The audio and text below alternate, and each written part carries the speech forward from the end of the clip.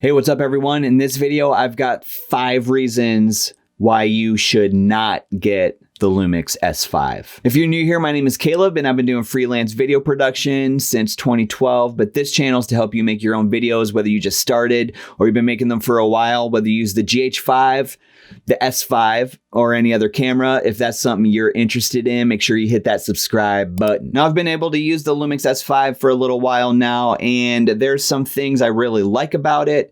There's some things that I don't like about it that might be deal breakers for you. So this is my list of 5 things, 5 reasons why you should not get the Lumix S5. The first reason is that it is a new style of camera for Lumix, starting with like the S series, S1, S1H. They're all LMount lenses. The time of this recording is a very limited lens selection. It's growing, don't get me wrong, it's growing, but at the moment, it's very limited. I know Lumix, Leica, Sigma all have LMount lenses. There are some adapters that you'd be able to get to adapt to the L-mount, but right now, the overall selection for these L-mount series cameras, it's very limited. It's nothing like the EF mounts for Canon and some of the Nikon mounts, even Sony. It's growing, but it is limited. So that might be a deterrent for getting the S5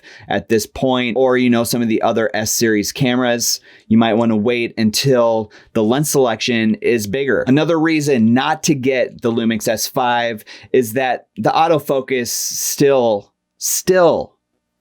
coming from the GH5, GH4, the autofocus is still not great. I feel like at this point with Lumix cameras, the autofocus should just blow us out of the water. You have amazing video shoot settings, even using this one for photography. I'm not a photographer, so I'm basically always talk about video features with these cameras, but having such great video features, but having lousy autofocus, that's gonna be a turnoff for a lot of people, especially for people who do vlogging, selfie style video. You wanna make sure that your autofocus is on point all the time. I will say that the autofocus is better on the S5 than it is on the GH5. It still struggles in certain situations. Reason number 3 that you might not want to get the Lumix S5, especially if you're coming from a GH5, is that you have a micro HDMI port on here. Now, coming from a GH4, you're used to having a small HDMI port, but I have actually broken several cables because the port is so small. I still use a GH4 in some cases, and when I have to use an HDMI cord with it, I actually have a clamp on there on my small rig cage that will hold that HDMI cord in place so that it doesn't start bending or get yanked out. It's just a convenience factor, and the micro HDMI is very inconvenient. Now, I understand they're trying to jam a lot on this little camera body, but to me, I feel like you might be able to fit a full-size HDMI on here, especially if you can get one on the GH5. But if it comes to some of the internals on this camera, because of the small body and the full frame, there just wasn't space for it. But that might be a reason the S5 is not the camera for you. Another reason the S5 might not be for you, and we're gonna stick on the camera body, is that it just has a limited amount of a very limited function button option.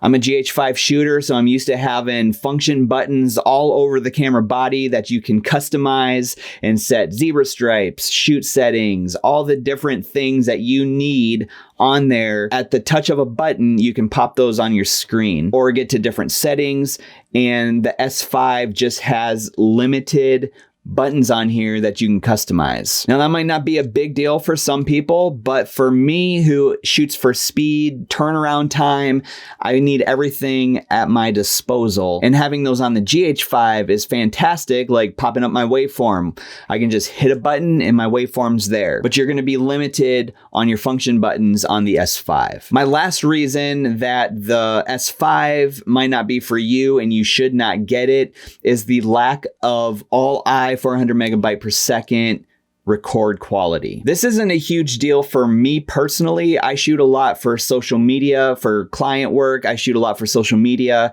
and web-based things. So I'm shooting at 150 megabytes per second anyway. But for a lot of other professional shooters, especially if you're doing more like cinema style broadcasts or big presentation things, you might want that all-eye 400 megabytes per second record quality setting. I don't know if that'll come eventually in a firmware update, but right now it does not have that all-eye recording. Now, if there's anything that you would add to this list of why you shouldn't get the Lumix S5, please let me know down in the comments. I'd love to get a conversation started. That's all I have for this video. It'd be awesome if you stuck around, maybe watch one of these videos that's popping up on your screen right here. Thanks so much for watching, and I'll catch you in the next video.